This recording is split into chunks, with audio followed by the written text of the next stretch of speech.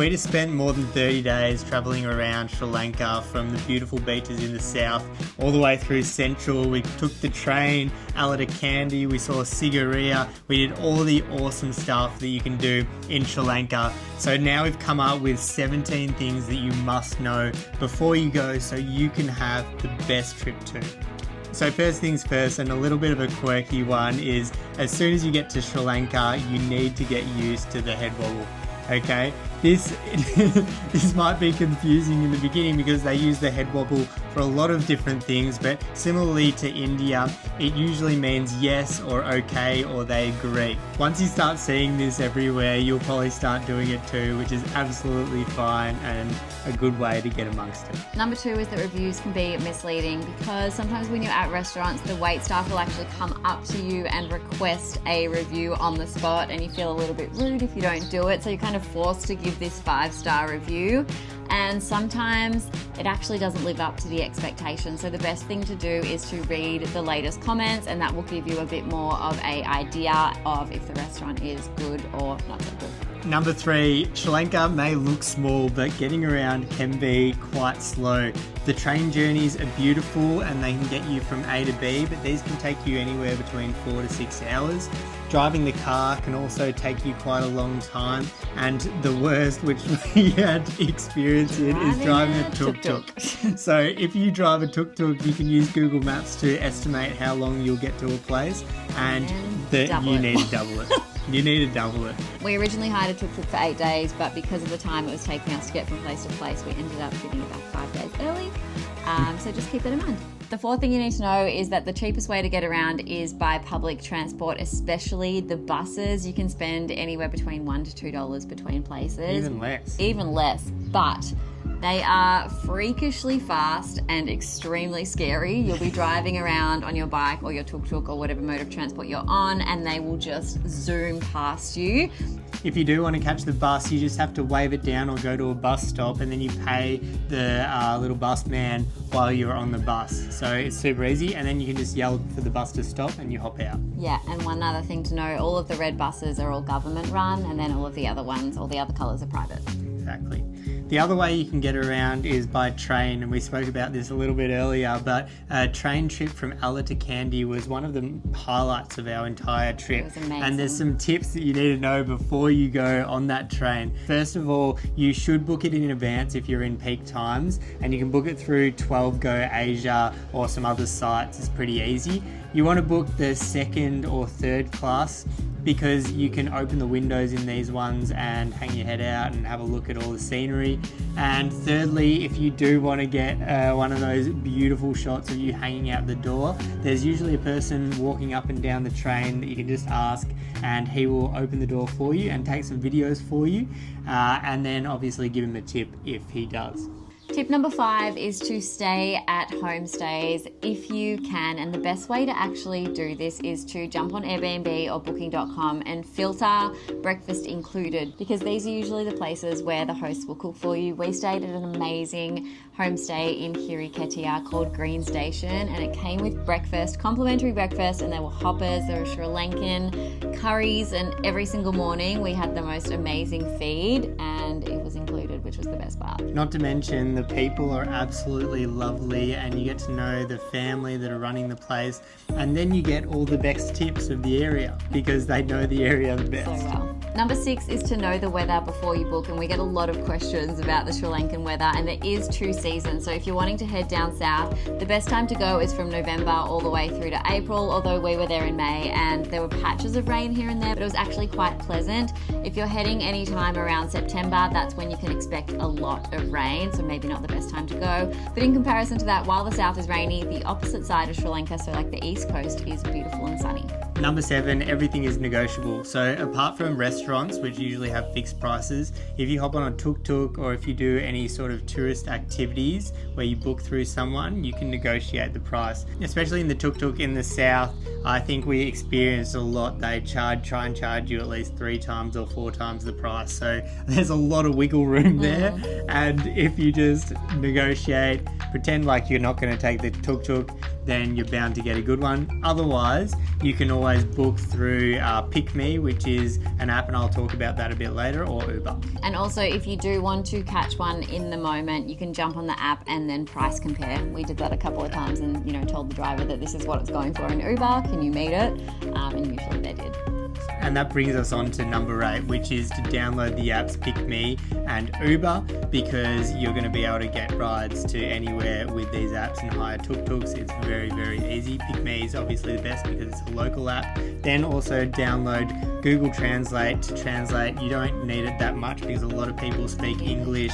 And then also Maps.me or Waze. There you can download the maps so you can use them offline, and you'll need this if you're going to drive around the inland with the tuk-tuk or with a scooter, and yeah, you'll be fine. Number 9 is do not be afraid to say no, because what will happen some of the time if you're at the airport, someone might just grab your bag and offer to help, or they might be in a tuk-tuk and they might ask if you want them to wait around for you, or they might even want to take you to a special shop. But it's okay to just say no and walk away. Don't worry, they won't get offended because it's part of their normal life. Number 10, and one that I think is really important if you're going to do a safari in Sri Lanka, and I think you should, is choosing the right safari, because there are a lot of different national parks around Sri Lanka you can go to, but each serve a different sort of purpose and have a different sort of vibe. So the first one and the most popular is Yala National Park, and most people will go here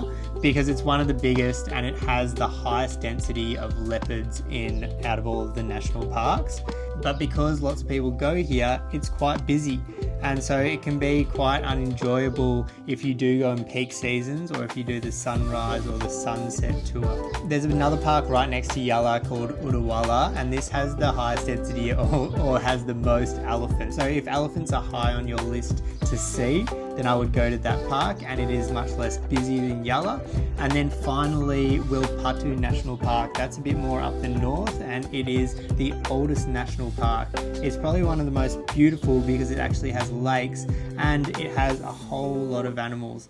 We know people who've spotted a whole lot of leopards up there, and when we went there, we saw elephants, sloth bears with baby sloths on the back of them. We saw water buffalo, crocodiles, toucans, a heap of animals, so we definitely recommend that. One bonus tip is if you're driving your tuk-tuk or driving from the south to central, drive through Yala National Park, the Elephant Highway, and you might be lucky enough to get stopped by an elephant, because actually they will block the road until you bribe the elephants to get off with fruit. So it's a bit of an experience. Number 11 is that you do need a Sri Lankan driver's license, specifically to drive a tuk-tuk. Your normal driver's license from your home country will not work. So the best way to get that is through tuk-tuk rentals. They will actually organize it all for you, and I think it costs about an extra 40 USD, so it's not that much. Otherwise, if you do hire a scooter from a rental place, they can also organise it for you for about the same amount of money. We were told that we didn't need one for a scooter, although we got pulled over by the police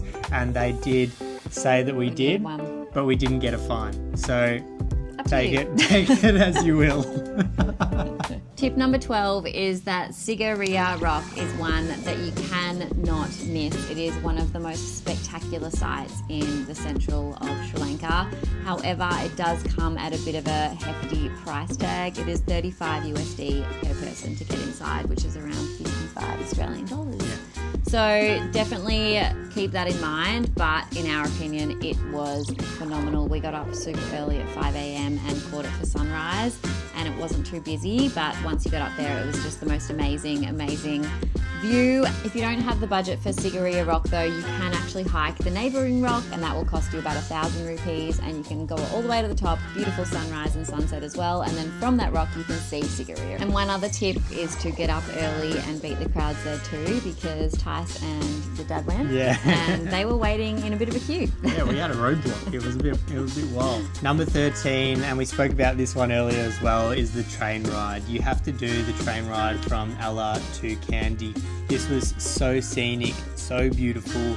It was very relaxing, the best train ride we've ever been on in our entire lives. On that train ride, you're going to see waterfalls, you're going to go through little towns, you're going to see massive rice paddy fields and tea plantations. It is one that you have to go on. Number 14 is that Sri Lanka isn't really a party island. So if you're expecting the party life, like maybe Koh Phangan in Thailand or any of Thailand really, you're probably going to be a little bit disappointed. They don't have those huge, jungle parties or anything like that, except in Kiriketia, it is starting to get a lot more busier, and they actually are starting some specific nights and parties. So if you go through peak season in places like Kiriketia and also probably Weligama and Marissa, you might find the occasional party.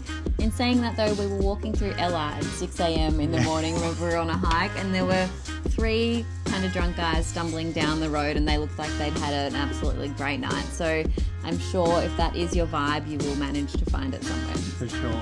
15, Wi-Fi is a little hit or miss, okay? So in Sri Lanka, there is a cap on download limits, unlike some other countries, in Australia or Western countries where you have unlimited. So then if you're doing stuff like video editing or if you're working online, just be wary of that. The downloads can cap out your Airbnb or wherever you're staying, and then you'll just get slow internet. Plus, it's very patchy all the way through Sri Lanka, so just be prepared if you're working online.